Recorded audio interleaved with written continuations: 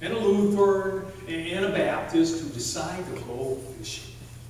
You're familiar with the story, right? And they're all out there in the boat, and all of a sudden the Catholic priest remembers he's forgotten something, and so he gets out of the boat and he walks across the water to shore, gets what he's forgotten, walks back and gets in, and then a few minutes later the Lutheran pastor, he realizes he's forgotten something, and he gets out of the boat and walks across on the water to shore, gets what he's got, and walks across the water back and gets in the boat, and then the Baptist pastor remembers that he's forgotten something, and he gets out of the boat and he sinks. I've heard probably 20 versions of this story, and in every version, it's the Baptist who sinks. Now, I don't know why that is, but maybe it's because, people think, well, we Baptists love water because, we do dunk our people when we baptize them. But in every case, it's the Baptist pastor who sinks. And so this story of Jesus walking on the water has been fodder to stories like that. But also, the story of Jesus walking on water has been a source of controversy among the scholarly world of Christians. And the controversy is this. Some scholars don't believe that Jesus actually walked on water. And they point to the 25th and the 26th verse that I read for you to support their claim. You see, in the 25th verse, Matthew uses a Greek phrase that could be translated walking on the water, but it could also be translated walking to the water. And then in the 26th verse, Matthew uses a completely different Greek phrase that could be translated walking on the water, but it also could be translated walking toward the water. And so scholars say, really it depends on what translation of those Greek verses you use. And so some scholars say, maybe Jesus did walk on the water. Maybe he just walked towards the water to try and lend some assistance. So there's controversy. Did Jesus really walk on water, or didn't he walk on water? But you know something, when you come right down to it, it's not important. Did you hear that? It's not important because, you see, the focus of Matthew's story isn't on Jesus walking on the water. It's on the disciples, and specifically Peter. They're the ones in the storm. They're the ones in trouble. And Peter, especially, once he gets out of the boat.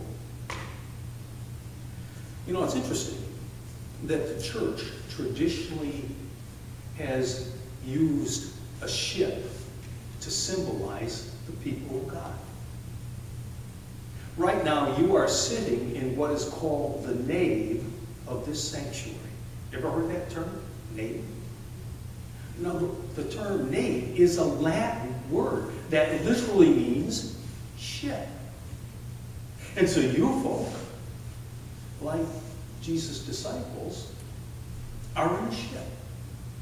And that ship is on water. And sometimes the water is calm and you just sail right along. And at other times, the water isn't calm and storms come.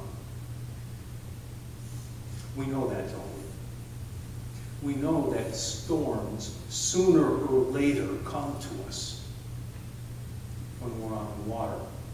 Sometimes those storms come to us because of poor and foolish decisions that we've made. And then other times, those storms just happen. And for some, maybe the storm is centering on their health. And their health is just not good. Or maybe the storm for some is centering on a problem child. Or a relationship that is really fractured and threatening to disintegrate. Maybe that's the storm. Or maybe it's a storm that centers around work. And our experience at work is just not going well. Storms come. just as they came to the disciples in the boat. But what Matthew wants us to see is that when storms come, Christ will be there in the midst of that storm. That's the first thing that we are to notice. Just as Christ was there for the disciples in the midst of their storm, Christ will be there for us in the midst of our storm. Sometimes Christ's presence comes to us in a song. And all of a sudden we're just listening to this music, and now all of a sudden we focus in on the words. And as we start focusing in on those words, it's almost as if God or Christ is there right next to us, speaking to us those words that give us hope, that give us strength, or maybe that provide direction.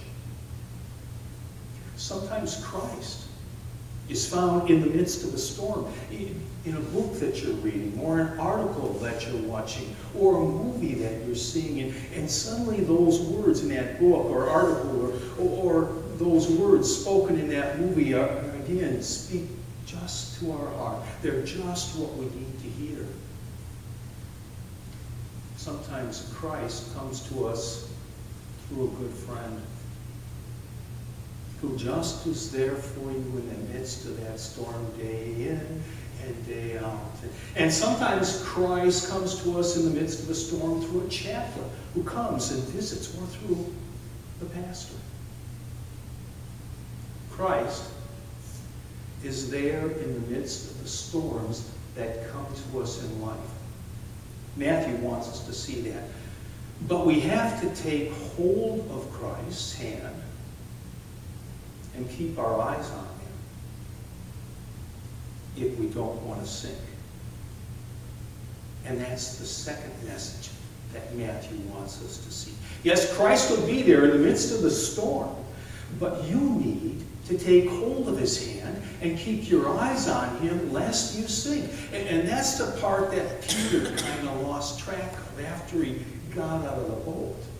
I mean, for a while there, he kept his eyes on Christ, and he was doing fine. He wasn't sinking. But then what happened? The wind picked up, and the waves were high, and maybe he got hit in the face with some water. Anyway, he got distracted. He took his eyes off Christ, and he started to sink. And that's when Christ had to take hold of his hand and say, "Oh, Peter, oh man of little faith, why did you doubt? You should have kept your eyes on me, lest you sink." But like Peter, we do that, don't we? We get caught up in this storm, and we become so involved in the storm that we, like Peter, take our eyes off Christ. We stop praying. Or because of the storm, we just don't worship. Or because of the storm, we stop reading our Bible, and all of a sudden we're aware of the fact that we're sinking. Because like Peter, we forgot about God in this storm. And so as we start sinking, then sometimes we make foolish decisions, and we try to hold on and cling to certain things that are not helpful for us, that won't keep us afloat. Some people, as they start going down in a storm, turn to a bottle or to a drug, hoping that that bottle, hoping that that drug will keep them afloat, but it doesn't.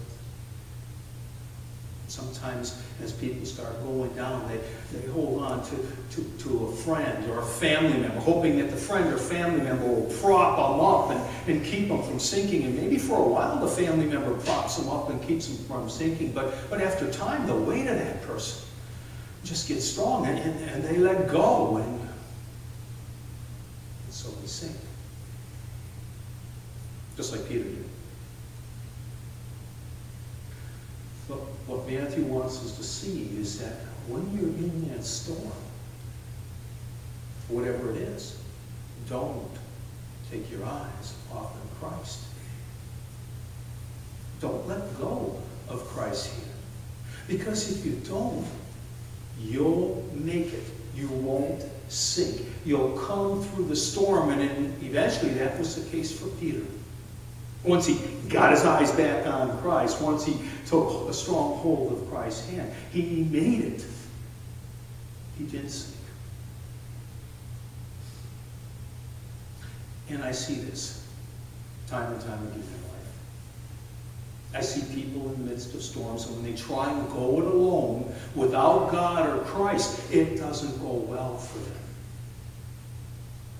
But when they're in the storms, and they hold on to Christ, and they keep focused on God, they make it.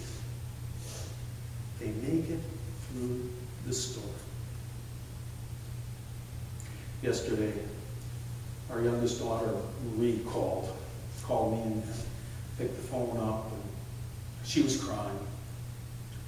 I said, Marie, what's wrong? She said, well, you know, I've been working out, Dad, 3 times a week, and I've really grown close to my trainer. Well, her husband died. He was a bodybuilder. He looked like Hercules. And he just dropped over dead. Brain aneurysm. And I care so much for my trainer, and she's just totally beside herself. And so she wanted to know what she should do.